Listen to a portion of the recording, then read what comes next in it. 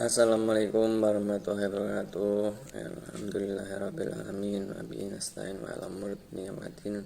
Shalatu wassalamu ala asrafil anbiya'i wal mursalin sayyidina wa maulana Muhammadin wa ala alihi wa sahbihi ajmain. Amma ba'd. Di sini saya akan menerangkan mengenai apa itu pernikahan, sedikit mengulas tentang pengertian pernikahan, dan sedikit juga mengulas tentang anjuran menikah dan larangan menguncang dalam persepsi hadis yang saya akan rinci nanti di video-video berikutnya.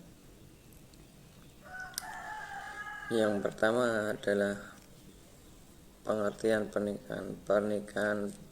Pernikahan adalah suatu kesempurnaan iman yang dilandasi oleh ajaran agama dalam mewujudkan sebuah cita keluarga yang baik dan kekal abadi di dalamnya. Sementara itu, dalam pernikahan merupakan cita-cita sebuah keluarga baru untuk mewujudkan sebuah sakinah mawaddah warahmah, dan untuk mewujudkan generasi yang baik dalam mengasuh orang tua ke depannya. Dalam pernikahan adalah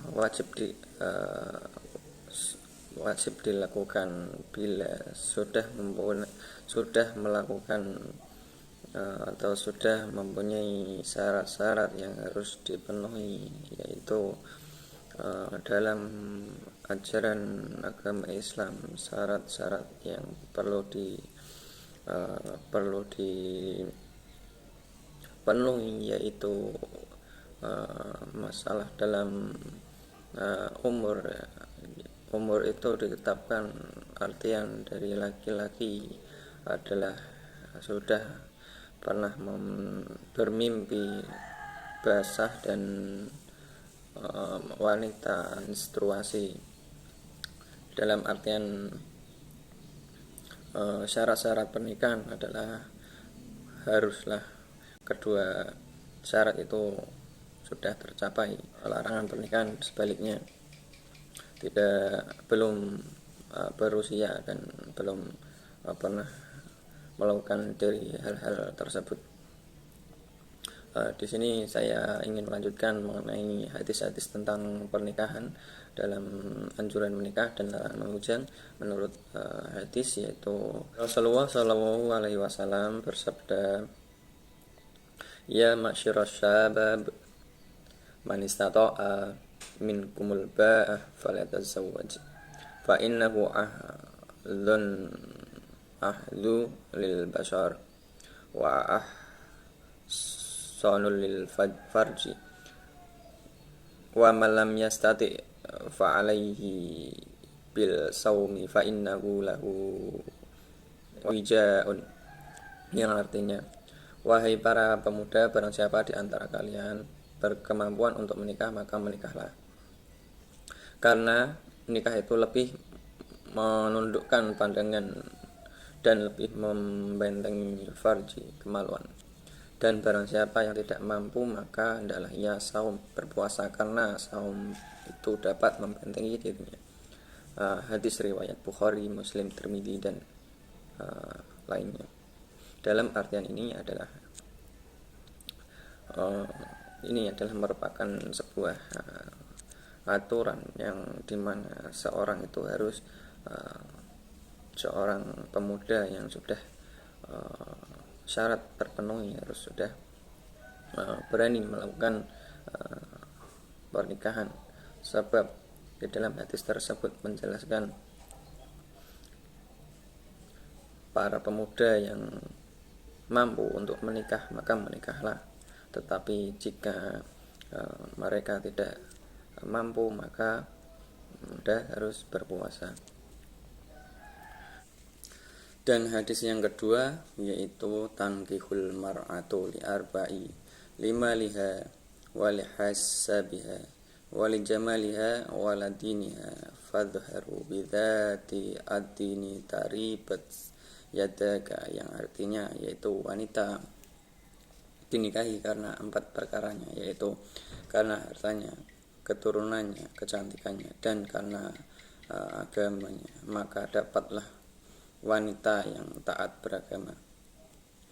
Niscaya kamu akan beruntung. Dalam artian ini adalah kita harus memilih bagaimana memilih seorang wanita itu mempunyai 4 kriteria yang disebutkan di dalam hadis, dan kita perlu menimbang dalam artian memilih wanita yang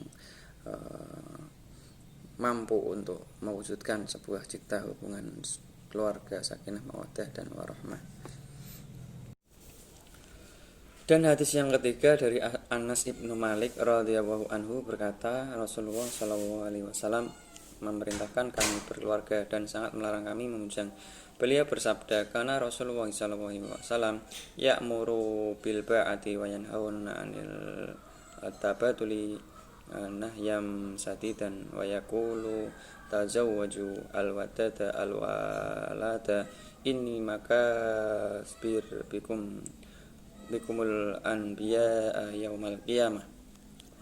Artinya, nikahlah perempuan yang subur dan penyayang, sebab dengan jumlah yang banyak aku akan berbangga di hadapan para nabi dan pada hari kiamat. Riwayat Ahmad, hadis sahih menurut Ibnu Hibban. Dalam artian ini adalah menjalin hubungan keluarga tentunya tidak semerta-merta hanya untuk kesenangan semata, tapi untuk melanjutkan keturunan demi menciptakan kedepannya bagaimana orang tua itu memiliki hak asuh dalam bimbingan anak, yang dalam artian ini adalah meneruskan keturunan. Dalam hadis yang keempat ini adalah doa Rasulullah Shallallahu alaihi wasallam mendoakan seorang yang nikah. Dalam beliau bersabda, barakallahu laka wa baraka alaikum wa jama'a bainakum fi khair. Artinya, semoga Allah memberkahimu dan menetapkan berkah atasmu serta mengumpulkan engkau berdua dalam kebaikan. Riwayat Ahmad dan Imam 4, hadis sahih menurut Tirmidzi, Ibnu Huzaimah dan Ibnu Hibban. Yang kelima adalah dari Anas ibnu Malik radhiyallahu anhu, Nabi sallallahu alaihi wasallam bersabda, "Skihillah amrah salahat salihah faqad an alai satar dinihi falyataqawwahu fi satar bil qiyam." Dan yang kelima dari Anas ibnu Malik radhiyallahu anhu, Nabi sallallahu alaihi wasallam bersabda, "Mirzaqillahu amra'atu sholihah faqad ana ala satrabdina falyattaqawwahu fi satrul baqi." Siapa yang diberi karunia oleh Allah seorang istri yang soleh, berarti Allah telah menolongnya untuk menyempurnakan setengah agamanya. Karena itu bertakwalah kepada Allah. Setengah sisanya. Hadis riwayat Baihaqi. Dalam riwayat lain juga dari Anas ibnu Malik, Nabi Shallallahu alaihi wasallam bersabda, "Idza tazawwaju al-'abd faqad astaqmal nasr fid dini falyataqawwahu fi nisful baqi." Jika seorang menikah, maka ia telah menyempurnakan separuh agamanya. Karena bertakwalah kepada Allah pada separuh lainnya. Dan yang keenam dari Ibnu Umar radhiyallahu anhu, bahwa Rasulullah shallallahu alaihi wasallam bersabda, "La yahdab ba'dukum ala hadbi akhi hatta yataraka al-hatib qabla aw ya'dhana lahu al-hatib. Artinya, janganlah seorang di antara kamu melamar seorang yang sedang dilamar saudaranya hingga pelamar pertama meninggalkan atau mengizinkannya. Jadi kita tidak diperbolehkan dalam artian melamar, tidak boleh melamar satu wanita yang wanita tersebut sudah dilamar dalam suatu keadaan saat itu. Jadi saat itu ada dua pelamar, itu tidak diperbolehkan dalam syariat agama. Dan itu saja yang bisa saya sampaikan dari anjuran menikah dan larangan meminjam. Dalam artian ini adalah agama merupakan sebuah pondasi untuk membentengi sebuah kita untuk